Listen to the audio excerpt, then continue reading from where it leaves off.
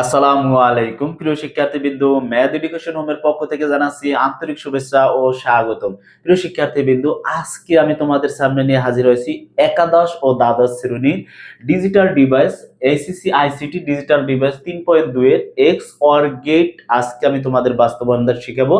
X or gate থেকে তোমাদের প্রতীক থেকে সত্যক শ্রেণী থেকে লজিক সার্কিট কিভাবে আঁকে সেটা তোমাদের আজকে আমি প্রুফটা দেখাবো। অবশ্যই ক্লাসটা মনোযোগ সহকারে দেখবে। আমার ছাত্রছাত্রী যারা আছে তারাও মনোযোগ সহকারে দেখবে। আর যারা ক্লাসগুলো আমার দেখো তাদেরকে জানাচ্ছি অসংখ্য ধন্যবাদ। আর যারা দেখো নাই তারা প্লে লিস্টে গিয়ে সম্পূর্ণ ভিডিওগুলো দেখবে। প্রতিনিয়ত আমি আইসিটি ক্লাস এই ইউটিউব চ্যানেলে দিয়ে থাকি, তোমরা অবশ্যই দেখে নেবে। প্রিয় শিক্ষার্থীবৃন্দ, দেখো এখানে আছে এক্স অর গেট। তাই এই এক্সটা যদি বাদ দেওয়া থাকে কি বলতো, অর থাকে, তাহলে অর গেটটা কিরকম হয়? অর গেটটা হয় করতে চাঁদাকৃতির হয়, এরকম, তাই না? চাঁদাকৃতির হয়, এরকম এরকম হয়। তাহলে কয়টা ইনপুট? এক বা একাধিক ইনপুট থাকতে পারে। আমি দুইটা ইনপুট দিলাম তাড়াতাড়ি বোঝানোর জন্য, এ আর বি। হ্যাঁ, তাহলে এইখানে আছে কি এইটা, তাহলে এইখানে আছে কি এই হলো অর গেট। এখন এক্স, এক্সটা হচ্ছে একটা, এইখানে একটা জড় চিহ্ন, এটা এই দাগটা হচ্ছে এক্স। তাহলে তুমি এটা হচ্ছে ইনপুট আর এইটা হচ্ছে যে আউটপুট। আউটপুটে কি করবা? আউটপুটে হচ্ছে এ প্লাস বি, এ প্লাস বি। আর এই যে যে তুমি জড় চিহ্নটা, এই যে যে একটা দাগ দেখো, এই দাগটার পরিবর্তে আউটপুটে হবে এইটা। ঠিক আছে, এইটা হবে। তাহলে এই হচ্ছে আমাদের কি এ আর বি, এটা হচ্ছে যে এটা হচ্ছে ইনপুট, এটা হচ্ছে কি আউটপুট। তাহলে এই আউটপুট থেকে আমাদের কি করতে হবে? একটা সত্যক শ্রেণী আঁকি। দেখো একটা সত্যক শ্রেণী আঁকি, একটু মনোযোগ দাও ক্লাসটা দেখো। তাহলে এইখানে আছে কি একটা ইনপুট হবে আর একটা হবে কি আউটপুট, একটা ইনপুট আর একটা হবে আউটপুট। তাহলে এইখানে দেখো, এই যে এই হচ্ছে লিখলাম এ আর এই হচ্ছে বি। এখানে তোমার যে কটা ইনপুট থাকবে, এখানে এ বি সি যে কটা ইনপুট থাকবে ওই কটা এখানে সংখ্যা হবে। ঠিক আছে, তাহলে দেখো এখানে হচ্ছে এটা হচ্ছে ইনপুট, খেয়াল করো ইনপুট, এটা হচ্ছে আউটপুট, আউটপুট। হ্যাঁ, এটা হচ্ছে কি জেড সমান আমি কি দিতে পারি? এ প্লাস জড় চিহ্ন বি। হ্যাঁ, আর এইটা হচ্ছে কি এ আর বি। এটার সূত্রটা কি তোমরা জানো? টুর উপর কয়টা, এখানে ইনপুট আছে কয়টা? এ আর বি, এই জন্য উপর হচ্ছে টু। তার মানে কি এটার মান হচ্ছে ফোর, এই হচ্ছে ফোর। তাহলে এখানে ঘর হবে কয়টা বলো তো? এখানে ঘর হবে চারটা। আর চারটা ঘর কিভাবে দিতে হয় তোমরা জানো, পিছনের ক্লাসগুলোতে আমি শিখিয়েছি। যারা না দেখছো তারা অবশ্যই দেখে নিবে। দেখো প্রথম দুইটা শূন্য, দুইটা ওয়ান, তারপর হচ্ছে এখানে যদি আটটা ঘর থাকে তাহলে চারটা শূন্য চারটা ওয়ান হবে। যদি চারটা ঘর থাকে দুইটা শূন্য দুইটা ওয়ান হবে। যদি 16টা ঘর থাকে আটটা শূন্য আটটা ওয়ান হবে। এইটারে আবার তুমি এইখানে সমান ভাগে ভাগ করে দিবা, মানে এইখানে হাফ করে দিবা। তাহলে হাফ করলে কি এখানে হয় শূন্য, এখানে হয় ওয়ান, এখানে হয় শূন্য, এখানে হয় ওয়ান। এই দুইটার আবার আমি হাফ ভাগে ভাগ করছি। দেখো এখন এই হচ্ছে আমাদের অঙ্ক। এইটারে আমরা অবশ্যই সবাই ইনপুট পাইছি। এখন আমরা আউটপুটটা কিভাবে সাজাবো সেটা দেখো। আউটপুটটা কিভাবে সাজাবো এইটা হচ্ছে, দেখো তোমরা এটা দুইটা ক্যাটাগরিতে সাজাইতে পারো। এক হচ্ছে তোমরা যোগের মাধ্যমে সাজাইতে পারো, যোগ করবা কিন্তু এটার হাতে যে ক্যারি বিটটা থাকবে ওই ক্যারি বিটটা এখানে দেওয়া যাবে না, শুধু যোগের প্রথম শব্দটা মানে প্রথম লেটারটা লিখতে হবে।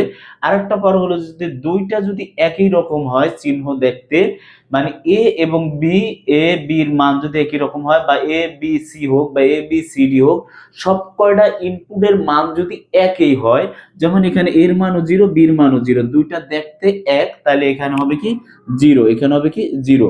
তারপরে যদি দুইটা যদি ডিফারেন্ট হয়, ডিফারেন্স হইলে তোমার ওইটা হয় বলে যা ওয়ান। যদি একটার সাথে একটা না মিলে তাহলে ওটার মান হবে অন। ঠিক আছে, ওটার মান হবে কি অন। আর এখানে কি অন আর অন কি দুইটার, এই যে এর মানও যা বির মানও তা, তাহলে এখানে হবে কি জিরো। শিক্ষার্থী কিন্তু এটা যোগের মাধ্যমে করা যায়। যোগ করলে কি করবা? এই দুইটা যোগ করবা, কিন্তু যে হাতে ক্যারি বিটটা থাকবে বাইনারি ভাবে যোগ করবা। যে ক্যারি বিটটা থাকবে ওই ক্যারি বিটটা এখানে রাখা যাবে না। আরেকটা সহজ নিয়ম হচ্ছে, তুমি কি করবা? যদি এইটা এইটা বা আরো যদি ইনপুট থাকে, এই মানগুলো যদি একই রকম দেখো, যেমন এর মানও জিরো, বির মানও জিরো, দুইটা দেখতে একই রকম, এটার মান হচ্ছে জিরো। আবার এই এর মানও ওয়ান, বির মানও ওয়ান, দুইটা দেখতে একই রকম, এটার মান হচ্ছে জিরো। আর যদি এটার মান ডিফারেন্ট মানে ভিন্ন ভিন্ন হয় তাহলে এটার মান হবে অন। আশা করি বুঝতে পারছো। এই হচ্ছে, এখন তুমি এটা থেকে আমি এখানে কি করবো, এখানে একটা সূত্র আবার দেখো, এখানে একটা সূত্র লেখা যায়, সেটা হচ্ছে কি সেটা হচ্ছে এ বার বি প্লাস এ বি বার। এটা থেকে এই সূত্রটা লেখা যায়। ঠিক আছে, এটা থেকে কি লেখা যায়? এই সূত্রটা লেখা যায় এ বার বি প্লাস এ বি বার। এখন এইটা থেকে যদি আমি তোমার কি করব, ডিজিটাল লজিক সার্কিট যদি করি, দেখো এখানে আছে কয়টা লেটার আছে, ইনপুট আছে এ আর আছে বি, ভালো করে বুঝো। তাহলে আমি এ আর বি নিলাম। এখন দেখো এ আর বি, ব্যাপারটা হচ্ছে এ আর বি, তাহলে এইখানে কিন্তু তোমার এ বার আছে, কিন্তু এখানে কিন্তু এ বার নাই। তাহলে আমি এ বার টানবো কোথা থেকে? তাহলে অবশ্যই এখান থেকে একটা এ বার বের করে দিবা, এটারে এখানে একটা এ বার দিলাম, ঠিক আছে, এই হচ্ছে এ বার। আর এইখানে আছে কি বি বার, তাহলে তুমি এইটাও একটা আলাদাভাবে একটা বি বার বের করে দিবা। হ্যাঁ, তাহলে এখানে আছে বি বার। এখন দেখো তুমি এ বার আর বি যদি টানো, এটা এইটা তো দিয়ে তো লজিক লজিক সার্কিট আঁকা যায় না, এটা দিয়ে লজিক সার্কিট আঁকবো। দেখো এখন এ বার বি, তাহলে এখানে আছে কি, দেখো এখানে আছে শুধু এ, তাহলে এ বারটা আছে কোথায়, প্রথম আছে এ বার, তাহলে এ বার থেকে তোমাদের আমার আমার কি করতে হবে, দাগ টানতে হবে। তারপর এটার সাথে আছে কি বি, বি আছে কি অবস্থায়, গুণ অবস্থা। আর বি কোথায় আছে, বি আছে এই যে শুধু বি, আর এটা হচ্ছে বি বার, তাহলে বি বার থেকে টানা যাবে না, টানতে হবে কি থেকে, বি থেকে। তাহলে আমি বি থেকে টানবো। এখন তুমি দেখো এটার সাথে এটা কি অবস্থা আছে, এটা আছে গুণ অবস্থায়। গুণ কিসের কাজ করে, গুণ ডির কাজ করে, তাহলে এখানে হবে কি ডি, ডি কিসের কাজ করে, গুণের কাজ করে, তাহলে এখানে ডি দিবা। হ্যাঁ, ডি টানলাম। এখন এখানে তুমি প্লাসটা থেকে এখন এটা দিবা, এখানে আছে কি শুধু এ, তাহলে তুমি এ থেকে ডাক টানবা। তারপর আছে বি বার, বি বার এখানে বি, এই বি বার, বি বার থেকে ডাক টানবা। এটার সাথে আছে কি গুণ অবস্থা, তাহলে তুমি এখানে একটা ডি আঁকা দাও, ডি আঁকা দিলাম।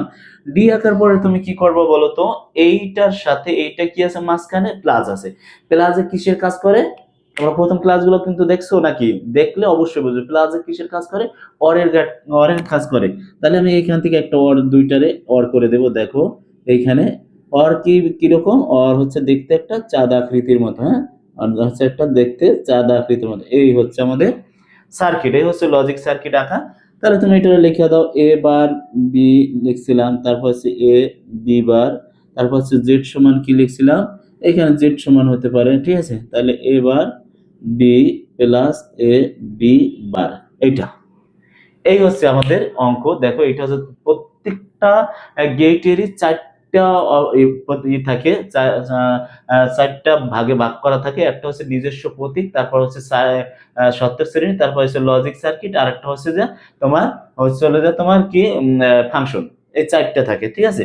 এখন দেখো এইটা থেকে আমি এইটা, এই যে দেখো ইনপুট আউটপুট, আউটপুটে 0 1 1 হয়েছে, এইটা দিয়ে আমি সত্যক শ্রেণী করছি, এইটা হয়েছে উত্তর।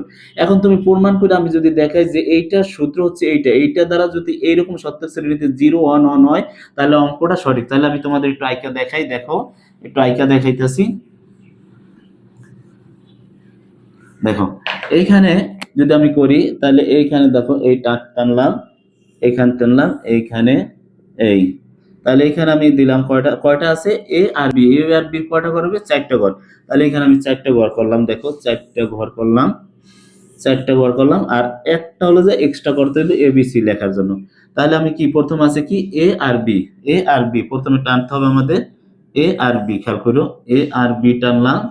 তারপর আছে কি এ বার আর আছে বি বার, তাহলে তুমি এ বার টানো, আর হচ্ছে হলো যে বি বার টানো, বি বার টানলাম।